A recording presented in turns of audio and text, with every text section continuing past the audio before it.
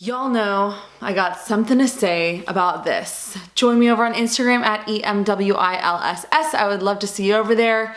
In case you haven't heard, ABC has told us again and again and again, over and over and over, that their new Bachelor, Colton Underwood, is in fact a virgin. We have heard it on every promo, on every commercial, on everything leading up to this season. And then we heard it again dozens and dozens of times in episode number 1.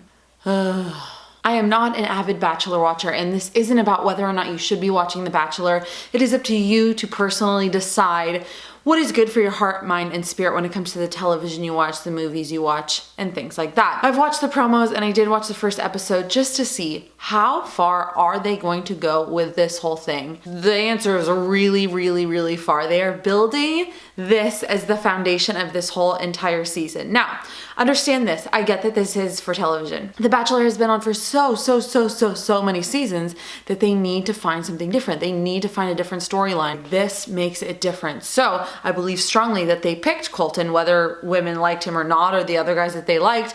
They picked him because this can be the foundation for a season that's different, that's interesting. And guess what? That gets ratings up, that gets more viewers, that gets more people engaged, which is the objective of having a television show. The first thing that I have a problem with in this whole enchilada is that they have made his virginity his identity. It is so important for us to remember that nobody on planet Earth their identity is not in their sexual history or lack thereof. And that is the way they are painting Colton. They are not painting him, as they have for other bachelors, as a man. Colton is a man with a heart and with dreams and with, plans for his future and goals for his life. He is a human being with a complex heart, just like you, just like me. And he does not get the luxury of being presented in that way because he has this facet of his life that is being made his identity, that is unique, that is different, that some people are treating like a complete and total weirdo freak show. Being a virgin does not make you a freak show. Sure, it makes you different, but it doesn't make you a freak show. And it is not who you are. I do understand that he willingly signed up for this and he willingly offered this information. I'm not saying like, oh, woe is Colton, but they're making this his identity. And I think that's a problem that many of us even struggle with, especially in Christian culture, that with our sexual past or lack thereof, that can become our identity, especially if you in your life have made decisions that you regret. So often I've talked to women who say, I made these decisions with my sexuality that I regret. So now I am damaged goods. Now I'm too far gone to go back to God. Now I am X, Y, or Z. Like their identity is shaped by that, by things that you've done that you regret in your life. This is not true.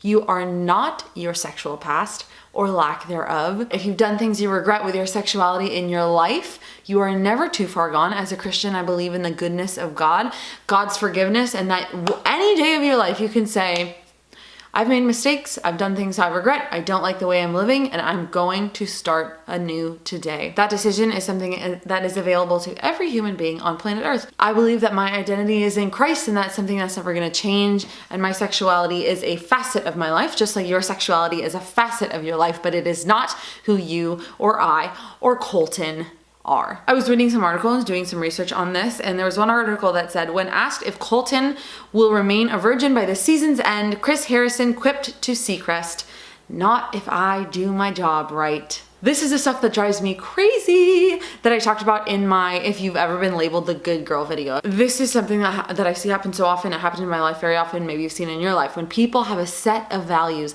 that do not align with the values or lack of values that is prominent or popular in our world today, so often people make it like their mission or their goal to get that person to relinquish that. So often people treat it as like something to be conquered. And that's really, really sad. For instance, you have a young woman who has never drank in her life, and her group of friends makes it their goal to get her drunk for the first time, right? Maybe you've heard things like that in your life. Oh my gosh, I can't wait to see you drunk for the first time. We're all gonna band together and, get Krista drunk.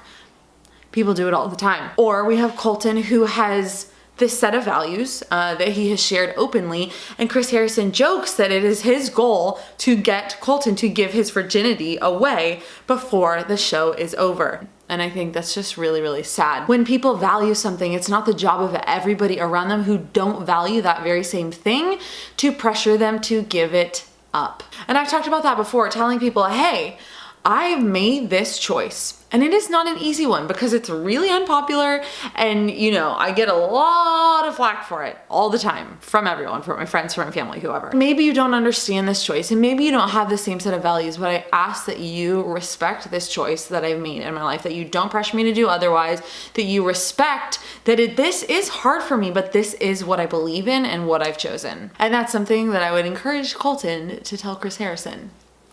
Lastly, bringing it home personally, I married an attractive man who saved sex for marriage, who was a virgin when he got married. And so many people talk about this, and the girls were saying on the show, but he's so attractive. How can he possibly be a virgin?